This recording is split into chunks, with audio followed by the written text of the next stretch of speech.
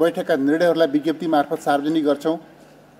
बेला बेलामा मुलुकमा आकस्मिक रूपमा घटनाहरू घट्छन्, तिनका विषयमा हामी पार्टीका दृष्टिकोणहरू सार्वजनिक गर्छौँ र विशेष परिस्थितिमा विशेष प्रकारका पत्रकार सम्मेलनहरूका माध्यमबाट पनि हामीले पार्टीको दृष्टिकोण राख्ने बताउने गर्दै आएका छौँ। आज हामीले यस प्रकारको विशेष प्रकारको पत्रकार सम्मेलनको आवश्यकता महसुस गर्यौँ र आज यहाँहरूले देख्नुहुन्छ आजको पत्रकार सम्मेलनमा खास गरिकन पार्टीको तर्फबाट यहाँहरूसँग मिडियासँग र मिडिया मार्फत समस्त देशवासीहरू समक्ष पार्टीका दृष्टिकोणहरू राख्नका निम्ति हामीहरू पार्टीमा विभिन्न तहका जिम्मेवारीमा रहेका पूर्व अर्थमन्त्रीहरू र योजना आयोगका उपाध्यक्षको जिम्मेवारीमा रहेका साथीहरू यहाँहरूका माझमा उपस्थित भएका छौँ। यो उपस्थितिले नै बताउँछ कि आजको पत्रकार सम्मेलन मूलतः अहिलेको मुलुकको आर्थिक अवस्थामा केन्द्रित छ। मुलुकको विद्यमान आर्थिक अवस्था, यसले गरेका सङ्केतहरू र यो परिस्थिति निर्माण हुनुको पछाडि तिनका कारणहरू र तिनको निराकरणका सम्बन्धमा नेकपा एमाले कस्तो दृष्टिकोण राख्दछ, कस्तो विश्लेषण गर्दछ, यस विषयमा मिडिया मार्फत देशवासीहरू समक्ष पार्टीको दृष्टिकोण राख्न आवश्यक ठानेर यहाँलाई हामीले यो पत्रकार सम्मेलनमा आमन्त्रण गरेका छौँ। म सबै साथीहरूलाई, सबै सञ्चारकर्मी साथीहरूलाई पार्टीको तर्फबाट यो पत्रकार सम्मेलनमा स्वागत गर्न चाहन्छु। यहाँहरू सबैलाई अभिवादन गर्न चाहन्छु।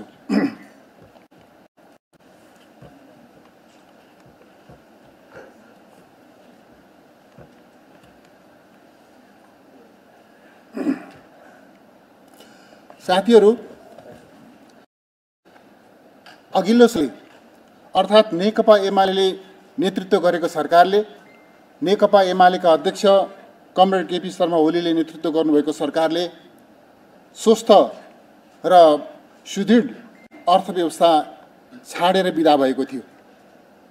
अहिले यो सरकारले करिब 9 महिनाको समयावधिमा जसरी शासन सत्ता सञ्चालन गरेको छ, जस्ता आर्थिक नीतिहरू अवलम्बन गरेको छ, जस्ता निर्णयहरू गरेको छ, जस्ता व्यवहारहरू गरेको छ, त्यसले गर्दाखेरि मुलुकको अर्थव्यवस्था अत्यन्त अवस्थाबाट गुज्रिएको कुरामा दुईमत हुन सक्दैन।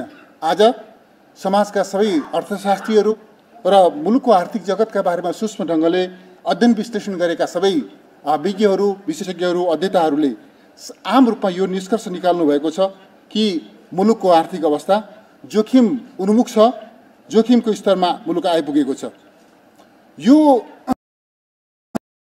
यदि हामी गरेनौँ भने यो जे जस्ता समस्याहरू देखिएका छन्, जे कारणले गर्दा यी समस्याहरू देखिए, ती कारणहरूको निराकरणतर्फ सार्थक हस्तक्षेप गरेनौँ भनेदेखि र समस्या समाधानका निम्ति सकारात्मक पहल गरेनौँ भनेदेखि हामीलाई, जस्तो कि अहिले चर्चा हुने गरेको छ, श्रीलङ्का हुनबाट कसैले रोक्न सक्ने छैन। कुनै दाबी गरेर, मन्त्री वा प्रधानमन्त्रीले दाबी गरेर मुलुकको आर्थिक अवस्था, बिग्रिँदो आर्थिक अवस्थाबाट मुलुक बाहिर निस्कने होइन। मुलुकलाई बिग्रिँदो आर्थिक अवस्थाबाट, सङ्कट उन्मुख आर्थिक अवस्थाबाट बाहिर निकाल्नका निम्ति तदनुकूलका नीतिहरू अवलम्बन गर्नुपर्दछ, तदनुकूलका निर्णयहरू गर्नुपर्दछ, तदनुकूलको सार्थक र प्रभावकारी हस्तक्षेप गर्न जरुरी छ। यी ती चिजहरू केही नगर्ने, अर्थतन्त्रलाई नकारात्मक दिशामा लग्नका निम्ति अनुकूल हुने खालका काम गर्ने, त्यस खालका नीतिहरू तर्जुमा गर्ने, त्यस खालका व्यवहारहरू गर्ने, तर दाबी चाहिँ भने मुलुकलाई श्रीलङ्का हुनबाट जोगाउँछु भनेर दाबी गर्ने यो मनोगत दाबीको कुनै अर्थ रहँदैन। जुन जस्ता नीतिहरू अवलम्बन गरिएको छ, जस्तो व्यवहार गरिएको छ, यो नीति र यो व्यवहारको स्वाभाविक नतिजा मुलुकको आर्थिक अवस्था प्रतिदिन बिग्रिँदै जानेछ, सङ्कट उन्मुख हुँदै जानेछ र एक दिन त्यो ठाउँमा धान्न नसकिने, सम्हाल्न नसकिने अवस्थामा पुग्न सक्ने त्यो जोखिम हाम्रो सामनेमा उपस्थित भएको छ। त्यस कारणले म यहाँहरूसँग यो परिस्थिति किन निर्माण भयो र यसका निमित्त के जरुरी छ भन्ने विषयमा पार्टीको दृष्टिकोण राख्नका निम्ति यो कार्यक्रम आयोजना गरिएको हो भन्ने कुरा म यहाँहरू समक्ष बताउन चाहन्छु। र खास गरी यहाँहरू समक्ष हामीले हस्ताक्षर गरेको, हामी जो आज पत्रकार सम्मेलनमा उपस्थित छौँ, हामीले सामूहिक रूपमा हस्ताक्षर गरेको कपी यो हाम्रो पत्रकार सम्मेलनमा यो प्रेस वक्तव्यको कपी हामी यहाँहरूलाई वितरण गर्नेछौँ र त्यो भाषण पनि यहाँहरूका बिचमा हुनेछ। त्यस उपर यहाँहरूका जिज्ञासाहरू हामीले सुन्नेछौँ र जिज्ञासाका सम्बन्धमा हामीले हाम्रो दृष्टिकोण पनि राख्नेछौँ। र अहिले म केही साङ्केतिक रूपमा यहाँहरूका सामनेमा के कुरा राखौँ भनेदेखि अघि पनि मैले भने कोभिड महामारी नेकपा एमाले नेतृत्व सम्हाल्दा एउटा विचित्रको अवस्था हुने गरेको छ। अघिल्लोचोटि कमरेड केपी शर्मा ओलीले सरकारको नेतृत्व गर्नुहुँदा नेपालले दुई प्रकारको चुनौतीको सामना गर्नु परेको थियो। एकातर्फ हामी भूकम्पका विरुद्धमा भूकम्पको महामारीले सृजना गरे भूकम्पको क्षतिको सामना गर्नुपर्ने ठाउँमा थियौँ। अर्कोतर्फ नाकाबन्दीले सृजना गरेको चुनौतीको सामना गर्नुपर्ने ठाउँमा थियौँ। भूकम्प र चुनौतीको सामना गर्दै नाकाबन्दीको सामना गर्दै केपी शर्मा ओली नेतृत्वको अघिल्लो सरकारले युगीन महत्त्वका ऐतिहासिक कामहरू सम्पादन गरेको थियो। त्यसै गरी दोस्रो पटक जननिर्वाचित प्रधानमन्त्रीका हैसियतमा कमरेड केपी शर्मा ओलीको नेतृत्वमा सरकार बनेपछि त्यो सरकारले राजनीतिक स्थायित्व स्थिरताका साथमा देशलाई एउटा स्थिर विकासको दिशामा अगाडि बढाउने जुन एउटा चाहिँ गहकिला कदमहरू चाल्दै आइरहेको थियो, त्यही बिचमा एउटा चाहिँ विश्वव्यापी रूपमा कोभिड महामारी आइलाग्यो र कोभिड महामारीका बिचमा पनि नेकपा एमाले नेतृत्वको सरकारले कोभिडले सृजना गरेको चुनौतीलाई सामना गर्दै अर्थतन्त्रमा त्यसले पारेका प्रभावहरूको सूक्ष्म विश्लेषण गर्दै त्यसका निमित्त अवलम्बन गर्नुपर्ने नीतिहरू, राहतका पुनरुत्थानका कार्यक्रमहरू, प्याकेजहरू अघि सार्दै अर्थतन्त्रलाई छिटोभन्दा कोभिडको चुनौतीलाई चाहिँ सामना गर्ने र अर्थतन्त्रलाई सकेसम्म छिटो गतिशील र पुनरुत्थान गर्ने त्यस खालका नीतिहरू अवलम्बन गर्दै आएको थियो, जसले गर्दा कोभिड महामारीका बिचमा पनि हामीले सरकार छाड्ने बेलासम्म आइपुग्दा एउटा सबल र सुदृढ अर्थतन्त्र नै नयाँ सरकारलाई हस्तान्तरण गरेका थियौँ। यहाँहरूका बिचमा मैले भनिरहनु पर्दैन, त्यति बेला हामीले सरकार छाड्दा मुद्रास्फीति 4% तल थियो र मूल्य वृद्धि नियन्त्रणको अवस्थामा थियो। व्यापार घाटा भुक्तानी सन्तुलनको व्यवस्थापन गर्न सकिने अवस्थामा थियो। विप्रेषण झन्डै 10%ले बढेको अवस्था थियो। वार्षिक कारोबारमा रु 1,23 करोडको भुक्तानी बचत थियो। विदेशी मुद्रा सञ्चिति रु 14 खर्ब पुगेको थियो। विदेशी मुद्रा सञ्चिति 11 महिनाभन्दा बढीको वस्तु र आयात धान्न सक्ने अवस्थामा थियो। सुरुका 3 वर्षमा 7% को हाराहारीमा आर्थिक वृद्धि हासिल भएको थियो भने कोभिडकै बिचमा पनि हामीले आर्थिक वृद्धिमा त्यो एउटा चाहिँ एउटा वाञ्छित सीमासम्म त्यसलाई नियन्त्रण गर्ने त्यसलाई सकारात्मक दिशामा अगाडि बढाउने त्यस खालका प्रयासहरू गरेका थियौँ। हामीले प्रस्तुत गरेको बजेट यहाँहरूलाई भनिरहनु पर्दैन, हामीले प्रस्तुत गरेको बजेटलाई निजी क्षेत्र र उत्पादनका सबै क्षेत्रले आम नागरिकहरूले मुक्तकण्ठले स्वागत गर्नुभएको थियो र त्यो एउटा लोकप्रिय बजेट मार्फत मुलुकका आर्थिक समस्यालाई सम्बोधन गर्दै अगाडि बढ्ने त्यो चाहिँ त्यो दिशामा सरकार क्रियाशील थियो। व्यवसाय मैत्री र पारदर्शी कर प्रस्तावका कारणले गर्दा लगानीकर्ता र व्यवसायहरू उत्साहित थिए। विकासमा लगानी गर्ने दात्री निकायहरूको विश्वास बढेर गएको थियो। सरकारी वित्त सन्तुलित अवस्थामा थियो। आर्थिक वर्षको अन्त्यमा 195 अर्बको ट्रेजरी बचतको अवस्थामा थियो। बैंक निक्षेपको अवस्था 21% भन्दा धेरैले बढेको थियो। लगानी योग्य स्रोत र तरलताको अभाव थिएन। कर्जाको ब्याज दर एकल अङ्कको दरमा चाहिँ हामीले सीमित गरेका थियौँ। यस प्रकारले सबै इन्डिकेटर्सहरूलाई, सबै परिस्थितिहरूलाई सूक्ष्म ढङ्गले विश्लेषण गर्दा नेकपा एमाले सरकार छोड्ने बेलामा तुलनात्मकले एउटा सबल र सुदृढ अर्थतन्त्र छोडेको थियो।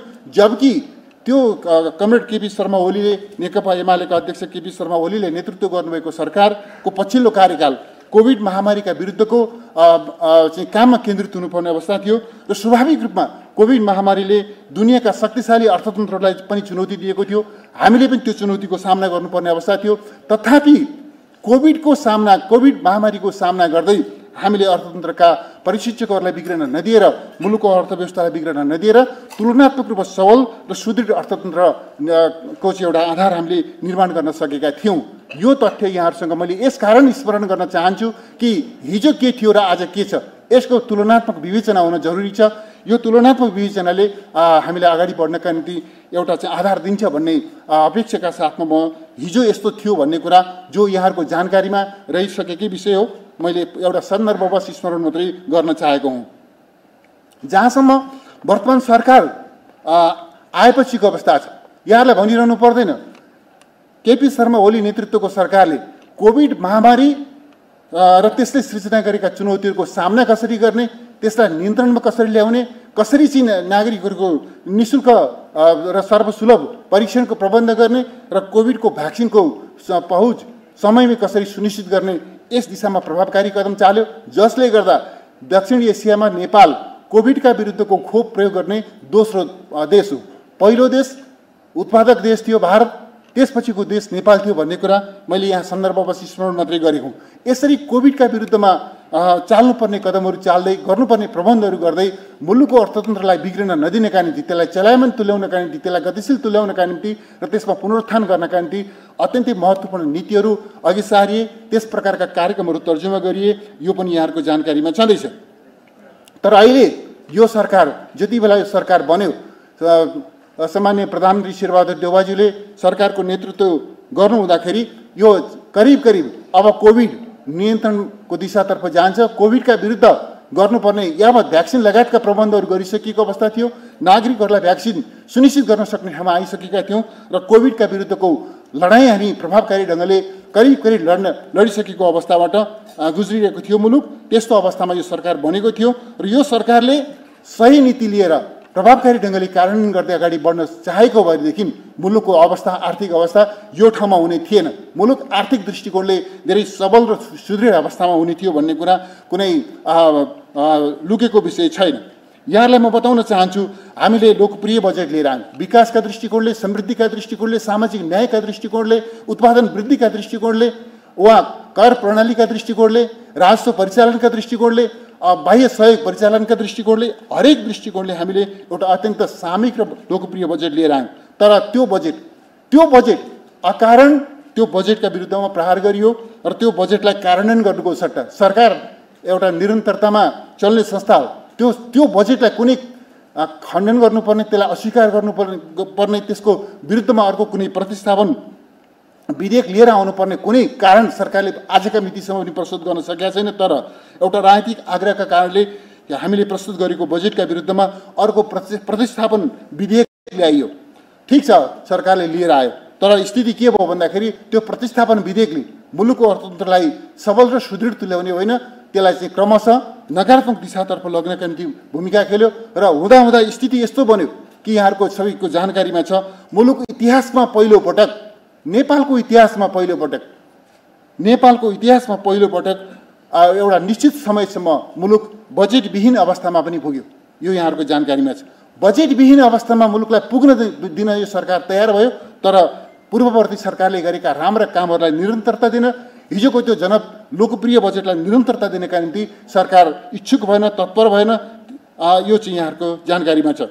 त्यस्तै गरी हामीले चाहिँ त्यो बजेट मार्फत धेरै महत्त्वपूर्ण दूरगामी महत्त्वका कार्यक्रमहरू अघि सारेका थियौँ। लोकप्रिय कार्यक्रमहरू जस्तो निर्वाचन क्षेत्र रणनीतिक सडकको कुरा छ, पालिकाका सडकहरू जोड्ने सडकको कुरा छ, स्थानीय तहमा सबै स्थानीय तहहरूमा आधारभूत अस्पताल स्थापना गर्ने, 15 र 2500 आधारभूत अस्पतालहरू स्थापना गर्ने, यस प्रयोजनका साथमा एकै दिन 365 भन्दा बढी पालिकाहरूमा हामीले चाहिँ आधारभूत अस्पतालहरूको शिलान्यास गरेका थियौँ। 20,000 लिटरभन्दा बेसी कम पानी प्रयोग गर्ने उपभोक्ताहरूलाई, देशभरिका सबै उपभोक्ताहरू आज पानीको उपभोग गर्ने आजका उपभोक्ताहरू भोलि खानेपानीको प्रणालीमा जोडिएर महसुल तिर्नुपर्ने अवस्था आउँदाखेरि भोलिका उपभोक्ताहरू सम्पूर्ण नेपालीलाई 20,000 लिटरसम्म पानीको महसुल नलाग्ने, निःशुल्क गर्ने सरकारले अत्यन्त दूरगामी महत्त्वको निर्णय गरेको थियो। कसैले 20,000 भन्दा बेसी लिटर पानी प्रयोग गर्छ भनेदेखि त्यो बेसीको मात्रै महसुल तिरे पुग्छ, 20,000 सम्म सम्पूर्ण नेपालीलाई महसुल फ्री गर्ने यस प्रकारको निर्णय त्यो सरकारले गरेको थियो। त्यस प्रकारको बजेट अघि सारिएको थियो। यी लगायतका यावत विषयहरूलाई यो सरकारले या त कार्यान्वयन गरेको छैन, या त त्यसलाई खारेज गर्ने दुस्साहसिक निर्णय कामहरू यसले गरेको छ। या त कार्यान्वयनमा व्यवधान सिर्जना गरिएको छ, या त खारेज गरिएको छ। यस हिसाबले हिजोका राम्रा कामहरूलाई निरन्तरता दिन यो सरकारले चाहेन। जनताका राष्ट्रका पक्षमा गरिएका गहकिला कदमहरूलाई यसले निरन्तरता दिनको सट्टा त्यसमा आफैले व्यवधान सृजना गर्ने काम गरेको छ। त्यस्तै गरी यहाँलाई मैले भनिरहनु पर्दैन, राष्ट्र ब्याङ्क एउटा चाहिँ स्वायत्त संस्था हो। यो चाहिँ आफ्नै ऐनको आधारमा परिचालित हुने संस्था हो र यसले स्वतन्त्रतापूर्वक ऐनले दिएको अधिकारलाई प्रयोग गर्दै स्वतन्त्रतापूर्वक खास गरी वित्त नीतिका सन्दर्भमा आवश्यक निर्णय गर्न र ती निर्णयलाई कार्यान्वयन गर्न सक्छ र त्यस प्रकारको अधिकार यो चाहिँ राष्ट्र ब्याङ्कलाई छ। तर राष्ट्र ब्याङ्कलाई वास्तवमा एउटा मन्त्रालयको अधीनको एउटा चाहिँ अङ्गको रूपमा एउटा चाहिँ मन्त्रीले जसरी सचिव आफ्नो मन्त्रालयको मातहतको सचिव सहसचिवलाई जसरी चलाउँछ त्यही ढङ्गले चलाउन खोज्ने यस खालको कुराहरू गरियो र राष्ट्र ब्याङ्कको स्वतन्त्रतामाथि हस्तक्षेप गरियो र हुँदा यस्तो स्थितिसम्म सिर्जना भयो कि मौद्रिक नीति जो वास्तवमा मौद्रिक नीति जो हाम्रो वास्तवमा अत्यन्तै महत्त्वपूर्ण विषय हो र यसमा चाहिँ समयमा यो चाहिँ हामीले चाहिँ आवधिक रूपमा मौद्रिक नीति लिएर आउनुपर्ने र यो निश्चित अवधिको अभ्यास र अनुभवका क्रममा प्रयोगका क्रममा आर्जित अनुभवको आधारमा त्यसलाई परिमार्जित गर्दै अगाडि बढ्ने हाम्रो प्रचलन छ। तर सरकारले मौद्रिक नीति ल्याउनका निम्ति गभर्नरलाई रोक लगाउने, राष्ट्र ब्याङ्कलाई रोक लगाउने वा समयमा मौद्रिक नीति ल्याउन नदिने र त्यसमा आवश्यकता अनुसार परिमार्जन गर्न नदिने हिसाबले हस्तक्षेप गर्ने काम गर्यो। यी सारा चिजहरूले गर्दाखेरि वास्तवमा अहिले अत्यन्त एउटा चाहिँ नकारात्मक दिशातर्फ मुलुक अगाडि बढिरहेको छ आर्थिक दृष्टिकोणले। यो यहाँलाई भनिरहनु पर्दैन। हिजो नेकपा एमालेका अध्यक्ष केपी शर्मा ओलीजीको नेतृत्वको सरकारले सुरुका 3 वर्षमा करिब 7% हाराहारीको आर्थिक वृद्धि हरेक 3 वर्षसम्म लगातार 7% हाराहारीको आर्थिक वृद्धि आर्जन गर्न सकेको थियो। आज लगभग कोभिड नियन्त्रणमा आएको छ, जनजीवन सामान्य बन्दै गइरहेको छ। तर अहिले चाहिँ प्रक्षेपण के गरिँदैछ भनेदेखि आर्थिक वृद्धि 3 देखि 4% भन्दा माथि पुग्न नसक्ने यस प्रकारको आर्थिक वृद्धिको प्रक्षेपण गरिएको छ। चालु खाता घाटा बढेर चाहिँ जोखिमको स्तरमा पुगेको छ। गत वर्ष पहिलो 7 महिनामा 104 अर्बले घाटामा रहेको चालु खाता यो वर्ष 414 अर्ब पुगेको छ। यो तथ्याङ्क कहाँले लाग्दछ? यो तथ्याङ्क चाहिँ वास्तवमा अत्यन्तै चिन्ताजनक छ। गत वर्षको पहिलो 7 महिनामा 104 अर्बले घाटामा रहेको चालु खाता यो वर्ष 414 अर्ब, 104 को ठाउँमा 414 अर्बले 414 अर्ब पुगेको छ। यस्तो घाटा कुल गृहस्थ उत्पादनको 10% को हाराहारीमा पुग्ने र अर्थतन्त्र नै नेपालको अर्थतन्त्र नै गम्भीर सङ्कटको मोडमा धकेलिने, सङ्कटतर्फ धकेलिने त्यस खालको जोखिम, त्यस खालको चुनौती हाम्रो सामनेमा उपस्थित भएको छ। त्यसै गरी बाह्य कारोबारमा भुक्तानी असन्तुलन अत्यन्तै भयावह अवस्थामा पुगेको छ र भुक्तानी घाटा चाहिँ फागुन महिनासम्ममा 260 अर्ब भइसकेको छ। यस खालको स्थिति छ। विदेशी विनिमयको सञ्चितको कुरा गर्दाखेरि विदेशी विनिमयको सञ्चितको प्रमुख स्रोत रेमिटेन्स हो। यो रेमिटेन्सका सन्दर्भमा केही तथ्याङ्कहरू गजबका छन्। गत वर्ष वैदेशिक रोजगारीमा जाने श्रमिकहरूको सङ्ख्या 85.5%ले घट्दा पनि गत वर्ष वैदेशिक रोजगारीमा जाने श्रमिकहरूको सङ्ख्या 85.5%ले घटेको थियो र पनि झन्डै 11%ले रेमिटेन्स बढेको थियो। तर अहिले के छ स्थिति भन्दाखेरि सोही वर्षको सोही अवधिको तुलना गर्दा माघ महिनासम्मको तुलना गर्दाखेरि वैदेशिक रोजगारीमा जानेको सङ्ख्या 256.9%ले बढेको छ र विप्रेषणको आयो भने 5%ले घटेको छ। यसको कारण के हो? वैदेशिक रोजगारीमा जाने श्रमिकहरूको सङ्ख्या 256% करिब 257% बढ्दा पनि विप्रेषण आयमा 5%ले गिरावट हुनु, त्यो चाहिँ 5% कम हुनुको कारण के हो, घट्नुको कारण के हो? जबकि अघिल्लो वर्ष सोही अवधिमा हामी चाहिँ 11%ले रेमिटेन्स बढेको अवस्थामा थियौँ। यसरी विदेशी मुद्रा सञ्चितको एउटा महत्त्वपूर्ण स्रोतमा यस प्रकारको चाहिँ चुनौती देखिएको छ। यसको पछाडि सरकारका नीतिहरू, सरकारले अवलम्बन गरेका नीतिहरू जिम्मेवार छन्।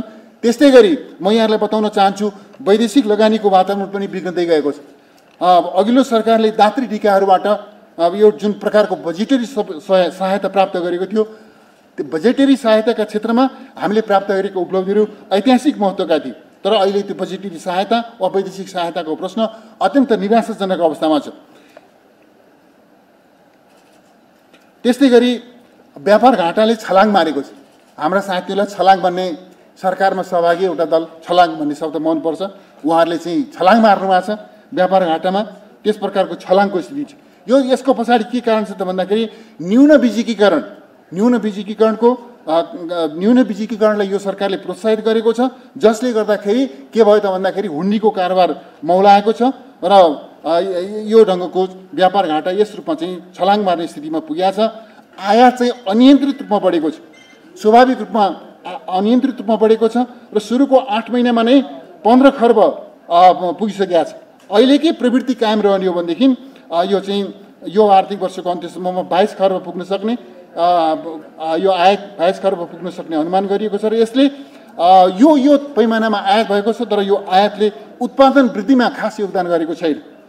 उत्पादन वृद्धिसँग केन्द्रित भएर यो आयात छैन। यी चिजहरूलाई पनि हामीले हेर्नु जरुरी छ।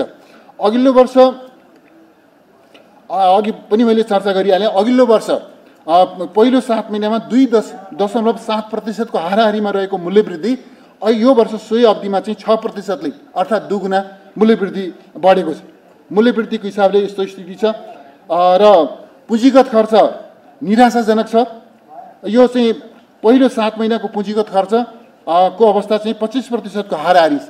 यही चाहिँ ढाँचा रहने हो भनेदेखि आर्थिक वर्षको अन्त्यसम्ममा 50% को पुँजीगत खर्च पनि नाग्न सक्छ त भनेर प्रश्न गर्नुपर्ने त्यस खालको अवस्था हाम्रो सामनेमा सृजना भएको छ। त्यस्तै गरी मैले भनिरहनु पर्दैन, तरलता अभाव त्यत्तिकै चर्को छ। ब्याङ्कको चाहिँ यो ब्याज दर वर्णन गर्न नसक्ने अवस्थामा आकाशिएको छ। यो सरकार बनेदेखि नै वित्त प्रणालीमा अनिश्चय र अन्योलता सुरु भएको छ र प्रदेशको वित्त स्थिति पनि त्यस्तै निराशाजनक छ। कर्मचारी तन्त्रमा चरम राजनीतिकरण गरिएको छ। व्यावसायिक दक्षताका आधारमा भन्दा पनि आस्था र आबद्धताका आधारमा कर्मचारीहरूको विन्यास गर्ने यस्तो काम गर्नाले वास्तवमा यस्तो अर्थ मन्त्रालय जस्ता ठाउँहरूमा जहाँ जो आर्थिक क्षेत्रका जानकारहरूको उपस्थिति, जानकारहरूलाई जिम्मेवारी दिनुपर्ने हुन्छ, कुनै आस्थाका आधारमा भन्दा पनि व्यावसायिक दक्षतालाई प्राथमिकता दिनुपर्ने हुन्छ। त्यसो नगरेर व्यावसायिक दक्षता राख्ने व्यक्तिहरूलाई अन्यत्र पठाउने र आस्था र चाहिँ आबद्धतालाई प्राथमिकता दिएर पदस्थापन गर्ने, यसले पनि हाम्रो अर्थतन्त्रलाई यो चाहिँ यो नकारात्मक दिशामा धकेल्नका निम्ति भूमिका निर्वाह गरेको कुरा म यहाँलाई बताउन चाहन्छु। र यसरी त्यसका साथसाथमा यो अर्थनीति र वित्त नीतिसँग सम्बन्धित विभिन्न निकायहरूका बीचमा पनि समन्वय छैन मात्रै होइन, ती निकायहरूका बीचको आपसी असमझदारी र मनमुटावहरू, तिनीहरूका बीचमा रहेका डिफर ओपिनियनहरू मिडियाहरूमा पनि सार्वजनिक रूपमा पनि आउने स्थिति छ। यस खालले चाहिँ अर्थ र वित्त नीतिसँग सम्बन्धित निकायहरूका बीचमा पारस्परिक समन्वयको अभाव जस्ता समस्याहरू पनि हाम्रा सामनेमा देखिएका छन्। अब अन्त्यमा म यहाँका सामनेमा राख्न चाहन्छु, सरकारले हालै मात्रै एउटा अत्यन्त निन्दनीय, लज्जास्पद, घृणास्पद काम गरेको छ। नेपालका एउटा चाहिँ आफ्नो प्रोफेसनमा उहाँको ट्र्याक रेकर्ड हेर्नुहुन्छ कि आजको योगदान हेर्नुहुन्छ, आजको भूमिका हेर्नुहुन्छ, हरेक दृष्टिकोणले अब्बल भूमिकामा रहनुभएका राष्ट्र ब्याङ्कका गभर्नर महाप्रसाद अधिकारीलाई एउटा सरकारका अवाञ्छित आकाङ्क्षाहरूलाई पुरा गर्नका निम्ति उहाँ सहयोगी बन्नु भएन। खास गरिकन वित्त नीतिमा सरकारले जुन प्रकारको नकारात्मक हस्तक्षेप गरिरहेको छ, त्यो हस्तक्षेपले नेपालको अर्थतन्त्रलाई जुन दिशामा धराशयी गर्ने सम्भावना छ, त्यो चिजको मुकाबला गर्ने, त्यसको सामना गर्ने, तर्कयुक्त ढङ्गले सरकारका गलत चाहिँ हस्तक्षेपलाई अस्वीकार गर्ने त्यो पोजिसनमा रहेकै कारणले गर्दा मेरा निमित्त यो राष्ट्र ब्याङ्कको गभर्नर भन्दा यो चाहिँ मुलुकको अर्थतन्त्र महत्त्वपूर्ण हो, मुलुकको आर्थिक अवस्था महत्त्वपूर्ण हो भन्ने विश्लेषणका साथमा सरकारको गलत हस्तक्षेपलाई अस्वीकार गरेका कारणले गर्दा, सरकारका गलत नीतिहरूलाई अस्वीकार गरेका कारणले गर्दा, सरकारलाई सच्याउनका निम्ति बारम्बार दबाब दिएका कारणले गर्दा आज राष्ट्र ब्याङ्कको गभर्नरलाई के भनेदेखि पदमुक्त गर्नका निम्ति एउटा स्पष्टीकरणको चाहिँ गलत अभ्यास गरिएको छ। यसले म यहाँहरूका सामनेमा भन्न चाहन्छु, यो निर्णय सरकारले जुन राष्ट्र ब्याङ्कको गभर्नरमाथि जुन प्रकारको हस्तक्षेपकारी काम गरेको छ, अविलम्ब यो निर्णय सच्याओस् सरकारले। अन्यथा यसले यो निर्णयमा सरकार कायम रहिरह्यो भनेदेखि यसले मुलुकको अर्थतन्त्रलाई अरू धराशयी बनाउने कुरा निश्चित छ।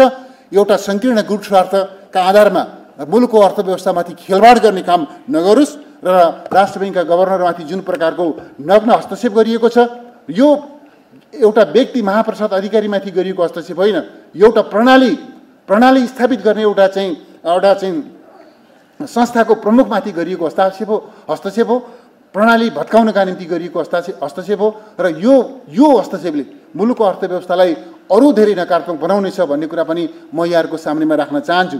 यिनै कुराहरू यहाँहरूको सामनेमा राख्दै म फेरि एकपटक दोहोऱ्याएर भन्न चाहन्छु, नेपालको आर्थिक अवस्था सङ्कट उन्मुख हुँदै गइरहेको छ। यदि अब पनि सार्थक हस्तक्षेप नगर्ने हो भने म के देख्दैछु भने यो सरकारबाट कुनै सार्थक हस्तक्षेप होला, कुनै प्रभावकारी कदम चालिला भनेर आशा गर्न सक्ने पनि म त्यो ठाउँ देख्दिनँ। त्यस अर्थमा म यहाँलाई के राख्न चाहन्छु भनेदेखि अब मिडियाले तमाम अर्थशास्त्रीहरूले जो कलम चलाइ पनि रहनु भएको छ, लेखी पनि बाँडी पनि दिइरहनु भएको छ, तमाम अर्थशास्त्रीहरूले, आर्थिक क्षेत्रका विद्यार्थीहरूले, मिडियाकर्मी साथीहरूले र आम नागरिकहरूले, राजनीतिक दलहरूले समेत पनि एउटा सशक्त दबाव सिर्जना गर्नुपर्ने र मुलुकको आर्थिक अवस्थालाई यो अरू डिटोरेट हुनबाट जोगाउनका निम्ति एउटा सङ्गठित र प्रभावकारी पहलकदमी लिनुपर्ने त्यो क्षणमा मुलुक आइपुगेको छ। यही आवश्यकताको बोध गरिकन यहाँहरूलाई हामीले आजको यो पत्रकार सम्मेलनमा हामीले आमन्त्रण गरेका हौँ। यति कुरा यहाँहरू समक्ष राखेर कार्यक्रमलाई अगाडि बढाउनका निम्ति प्रचार विभागका नेकपा एमालेका प्रचार विभागका उपप्रमुख विष्णु रिजालजीलाई म आग्रह गर्छु। धन्यवाद। राठी 3 पुस्ते ग्याङ स्विच, सस्तो होइन, राम्रो रोजौं।